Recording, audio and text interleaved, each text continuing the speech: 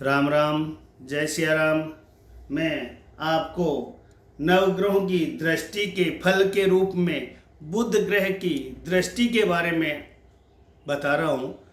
बुध ग्रह के पास एक ही दृष्टि है, सातवीं दृष्टि। यानी वो सातवें घर में बैठेंगे तो लगन को देखेंगे।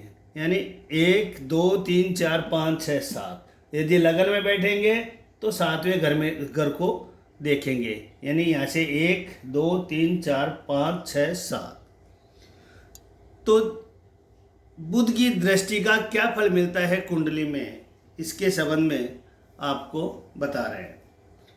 जब बुध लगन भाव को पूर्ण दृष्टि से देखते हैं, यानी सातवें घर में बैठकर लगन भाव को देखेंगे, तो जातक गणितज्ञ, सुंदर, व्यापारी, व्यवहार कुशल, मिलनसार होता है। और जब बुध द्वितीय भाव को देखेंगे, यानी आठवें घर में होंगे, तो दूसरे भाव को यहाँ पर देखेंगे, तो जातक व्यापार से धन लाभ करने वाला, कुटुंब विरोधी, स्वतंत्र विचारक, हट्टी और अभिमानी होता है। जब बुध 9वें भाव में होंगे तो तीसरे भाव को पूर्ण दृष्टि से देखेंगे, तो जातक भाग्यवान, प्रवासी, भ्रातृ सुख युक्त, भाई का सुख मिलेगा, सत्संगी एवं धार्मिक होगा।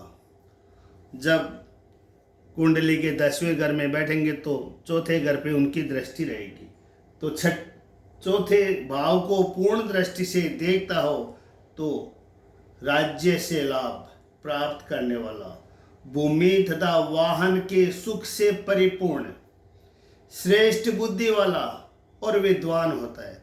5वें भाव को पूर्ण दृष्टि से देखता हो तो गुणवान, विद्वान, धनवान, शिल्पकार और प्रथम पुत्र उत्पन्न करने वाला होता है।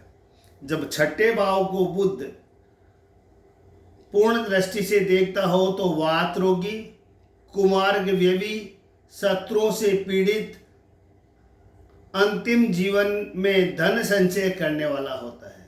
जब 7वें भाव को पूर्ण दृष्टि से बुध देखता हो तो सुंदर, सुशील, भार्या वाला, व्यापारी, गणितज्ञ, चतुर और कार्यदक्ष होता है। जब बुध 8वें भाव को पूर्ण दृष्टि से देखता हो तो ब्राह्मणशील, दुखी, कुटुंब विरोधी एवं प्रवासी होता है। जब 9वें भाव को पूर्ण दृष्टि से बुध देखता हो तो हंसमुख, धनोपार्जन करने वाला, राजाओं से मिलने वाला, गायन प्रिय और विलासी होता है।